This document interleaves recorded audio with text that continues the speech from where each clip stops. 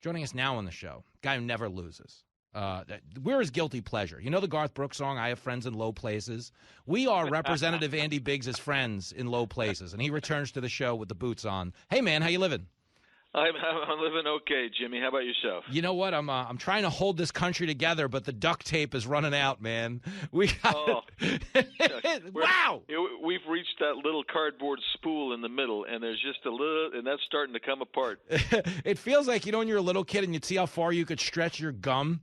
We're at that point. We're at that point where you can't see the middle of the gum, but it's still barely intact, and it's not pretty. It doesn't help that you and your Republican buddies are all a bunch of white supremacists, Biggs. I mean, come on, man. This is crazy. This is what we're down to. They're just going to call you white supremacists from here on in and just hope it works. Is that what we've been reduced to? Yes. So if you agree with the Democrats' position on an issue, you're a white supremacist if you're a Republican. If you disagree, you are a domestic terrorist white supremacist, and so they add that on there. But, how do you agree with these people? We had the lady yesterday in Judiciary. This is fantastic. I thought I did good questioning. I think so. Dan Bishop from North Carolina says, can you define a woman? And she says, a woman's whatever. You are whatever you say you are. And he says, well, can a man then have a baby and have an abortion? She says, yes, of course, yes. I mean, there's no doubt about it. I mean, because we all know how many Saturdays you've killed, to take your brother to get an abortion. You got to drive. You want to be there for him in his hour of need. I mean, come on. It's so crazy. I just said to Harris Faulkner, and she flat out fell off her chair, and I felt bad doing it to her.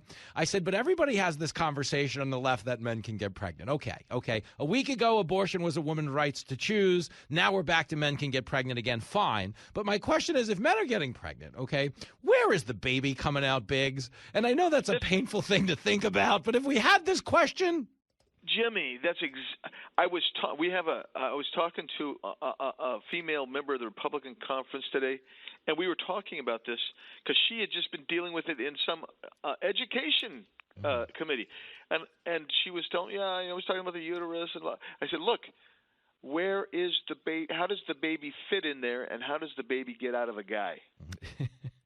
How does that work? I mean, dude, I have heard some horrible stories about passing kidney stones. I can't imagine passing a baby stone. You know what I'm saying? I know. Man, I don't know. We've really walked off the curb into the gutter here now. But I mean, the point is, but it's true. It's ludicrous. Yes. It's ludicrous. We've reached the point of ludicrosity. Is that a word? It's just so bad. It's nuts. Andy Biggs is on the phone. Don't ever play him in Scrabble. Yeah, that word is worth 60 points. I'm telling you. He completed a hell of a roll there. It is. They've gotten to this point, and it's fascinating to me because I genuinely believe that some of them believe what they're saying. Like most self-respecting people know a man can't get pregnant, and we know that, okay? But there are people out there with a straight face that have been shamed and guilted into thinking that, we were placating the patriarchy for too long or something and denying the pretend crowd their day in the sun. But as a guy, I grew up in fifth grade. I told people I was the center fielder for the New York Yankees. I was a Yankee fan, and I had a girl named Marie Galena who was my agent. And we walked around Abbey Lane Elementary School saying, oh, this is Jimmy Failla, center fielder for the Yankees. But here's the thing. I never got to play center field for the Yankees because back then we didn't have to placate pretend. So did they just lose their minds? What happened, Biggs? You know these people.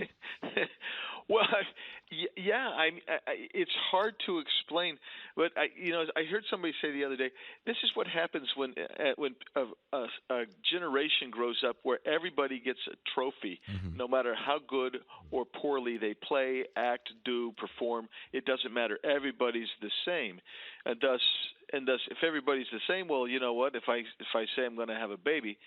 By the way, that's an old Paul Anka song, right? Having my baby, what a beautiful way to say how much you love me.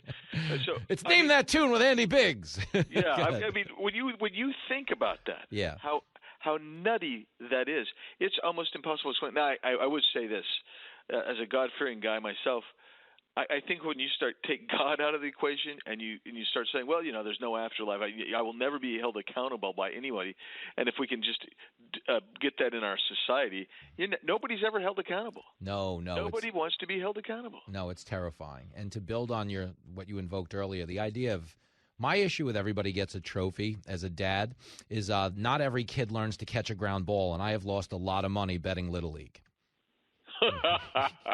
It's like, you think it's cute that they all get an Instagram photo, but try paying my bookie on a Thursday morning because Lincoln Failla can't bend down to catch a ground ball because they've been giving him trophies since he was 4. You know what I'm saying, Biggs? We need a meritocracy. I'll give you God, and I'll raise you a meritocracy. Absolutely with you on God, but meritocracy. Because the thing is with the Biden administration, they're checking a lot of boxes right now, and they're checking them in kind of reckless ways. Like Karine Jean-Pierre is a White House press secretary. She doesn't know what she's doing. She doesn't know what she's doing. Oh, my gosh. Yeah. And, I mean, it's terrible. It's terrible to watch. It hurts. It hurts to watch. It's painful. But the goal here is, again, if the goal is we need to have a black lesbian White House press secretary, if that's the implicit goal, okay, there are probably 10,000, maybe 10 million black lesbian women who could do this job better than her. But they're just getting a person instead of a talent. Like Kamala Harris as vice president is no different. We wanted to have a black woman on the ticket. Great. Go get a good one. You don't have to just get one. You know what I mean? We're treating them not even people when you talk about them that way, and you eliminate the meritocracy. It's more important to check the box than it is to do the gig. So do you think maybe the fringe benefit, this is a serious question, is the fringe benefit maybe that the Biden presidency, as much as it is harming the country, will it kill identity politics from a standpoint of it won't be enough to put people in charge anymore just because?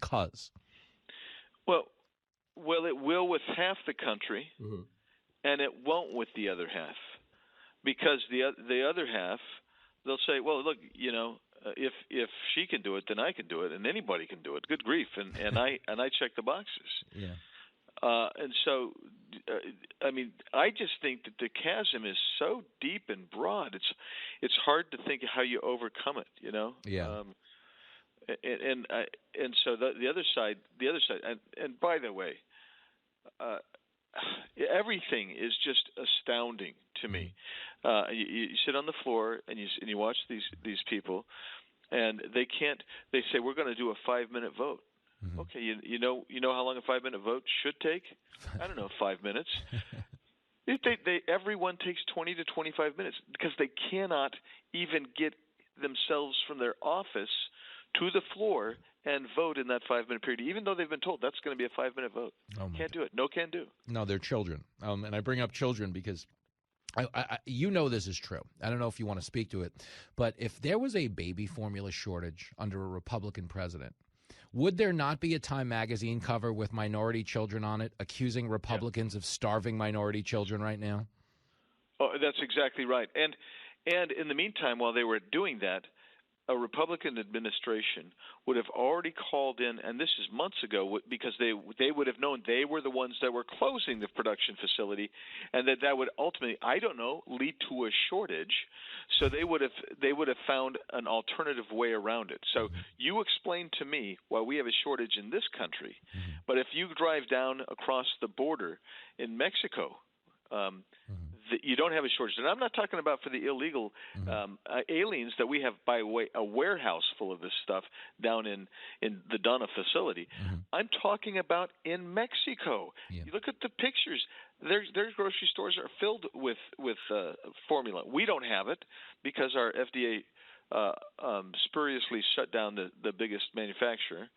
And so instead, what we did last night, is they voted on this thing.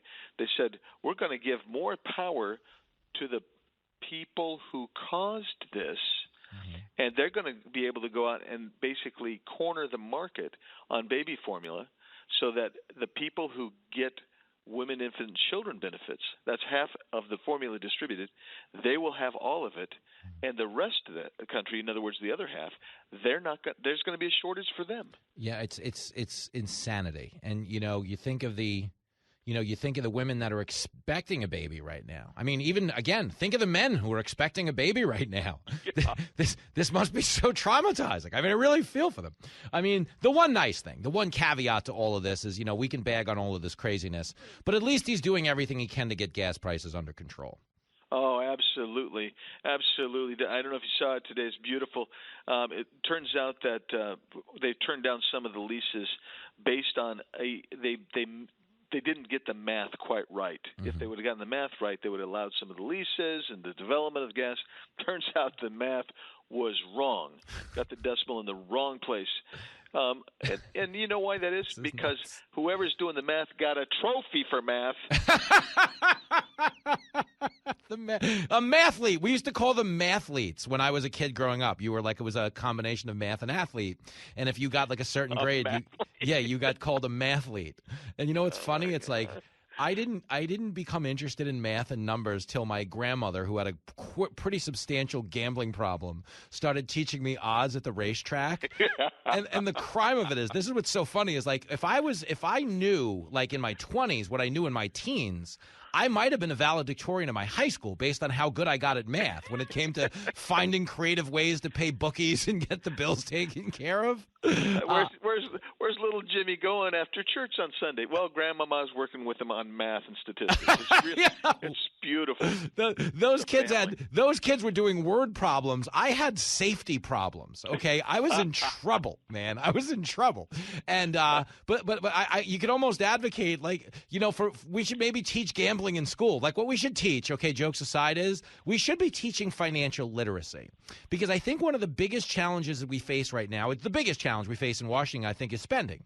And the reason we can never be responsible with spending is I don't think the general public has a grasp of the magnitude of the debt we're in and how recklessly we're trying to, air quote, spend our way out of it. Like, we're trying to drink ourselves sober, essentially, in saying that, well, the problem with the inflation is we're not printing enough money. I mean, isn't that the case? Jimmy, you have just given me the metaphor that I will use from here on out. Drinking, we want to drink ourselves sober. Biggs. Oh, that's true. It's on me. That's true. I'm telling you. And this modern monetary theory, I actually had somebody sit there with a straight face, a member of Congress the other day, telling me, yeah, you know what, you can just keep printing money and borrowing money at the federal government because you're the one who prints it, and you won't have any effect. You know, you're probably not going to have effect on the interest rates. You're not going to have an effect on inflation. Not going to worry. Well, how in the world did we get this massive amount of inflation? I don't know, the most in 45 years or so. How about that? It's because we devalue our currency. They don't get it. They truly don't get it. Nope. Listen, I would volunteer my grandma if she was alive. We're going to have to – some other corrupt grandma needs to step up fast. We need to get – corrupt grandma 2024 is going to save this country, Biggs. You heard it here first. Oh, yeah. Listen, you have classed up our program yet again, and you have an opportunity to leave with your dignity intact. So take it. I love I'm hurrying out of here then. In the words of the Steve Miller Band, take the money and run, Biggs. We'll do it again soon. All right. Thanks, Jim. You're the best, buddy. There he goes, the great Andy Biggs. There we go. Back after this.